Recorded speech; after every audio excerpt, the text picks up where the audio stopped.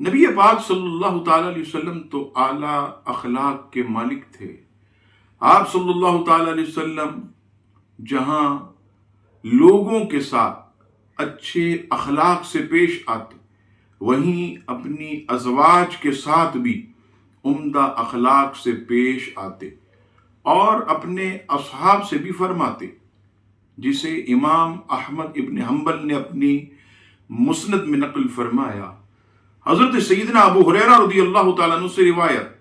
کہ رسول اللہ صلی اللہ تعالیٰ علیہ وسلم نے فرمایا، ایمان والوں میں کامل ترین مومن وہ ہے جس کے اخلاق سب سے اچھے ہوں، اور تم میں سے وہ لوگ سب سے بہتر ہیں جو اپنی بیویوں کے ساتھ اچھے ہیں۔ ایک صحابیہ نے شکایت کی کہ میرے شوہر دن کو روزے اور رات کو قیام میں مصروف ہوتے، مجھے وقت نہیں دیتے۔ نبی پاک صلی اللہ تعالیٰ علیہ وسلم نے ان صحابی کو بلایا اور فرمایا، دیکھو میں اللہ کا رسول ہوں، لیکن اس کے بعد بھی میں اپنی زوجہ کو بھی وقت دیتا ہوں، اپنی اولاد کو بھی وقت دیتا ہوں، کچھ دیر آرام بھی کرتا ہوں، کچھ دیر اللہ کی عبادت بھی کرتا ہوں۔ نبی پاک علیہ الصلوۃ والسلام کا ایسا اعلیٰ اخلاق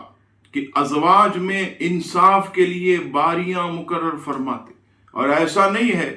کہ کوئی زوجہ زیادہ خوبصورت تو نا انصافی نہیں، نبی پاک علیہ السلام ازواج میں برابری رکھتے، سب سے یکساں محبت و سلوک فرماتے اور اپنے اصحاب کو بھی ترغیب دلاتے ہوئے فرماتے ہیں۔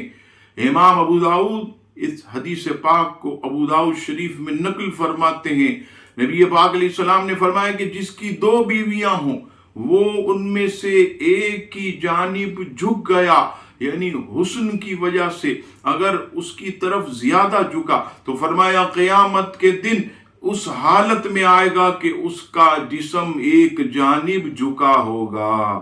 اس کے ساتھ ساتھ بیویوں کو تکلیف دینے سے بھی منع فرمایا۔ چنانچہ ابو داؤد شریف کی حدیث پاک فرمایا کہ جب تو کھائے تو اپنی بیوی کو کھلا، جب تو پہنے تو اسے پہنا، اور اس کے منہ پر مت مار، اور اسے برا مت کہہ، اور اسے جدا نہ کر مگر گھر سے، یعنی بستر الگ کر دے، یعنی کوئی ناراضگی ہو تو بستر الگ کر دیا جائے، گھر سے جدا نہ کیا جائے۔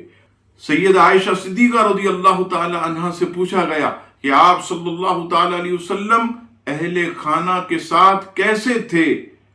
تو حضرت عائشہ صدیقہ فرماتی ہیں کہ آپ صلی اللہ تعالی علیہ وسلم عظیم اخلاق کے مالک تھے، آپ نہ فحش گو تھے نہ بری بات کرتے تھے۔ نبی پاک صلی اللہ تعالی علیہ وسلم اپنی ازواج کے ساتھ خوش طبعی بھی فرماتے اور دلوں کو راحت پہنچانے والی گفتگو فرمایا کرتے۔ اور آخر میں ایک بات یہ ازواج مطہرات کہتی ہیں کہ نبی پاک علیہ السلام ہم سے خوش طبعی فرماتے ہیں، ہمارے ساتھ جو ہے بہترین سلوک فرماتے، ہمارے ساتھ محبوب علیہ الصلوۃ والسلام پیاری پیاری باتیں کرتے، ہماری طرف توجہ ہوتی، لیکن جیسے ہی حضرت بلال اذان کہتے، آپ صلی اللہ تعالی علیہ وسلم ہمارے درمیان سے اٹھ کر ایسے تشریف لے جاتے جیسے ہمیں جانتے ہی نہیں ہیں۔ تو اس سے یہ بھی پتہ چلا کہ جب فرض نماز کا وقت آئے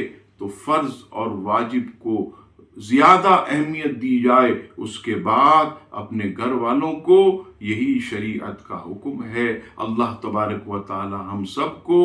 ہر کسی کے حقوق ادا کرنے کی توفیق عطا فرمائے۔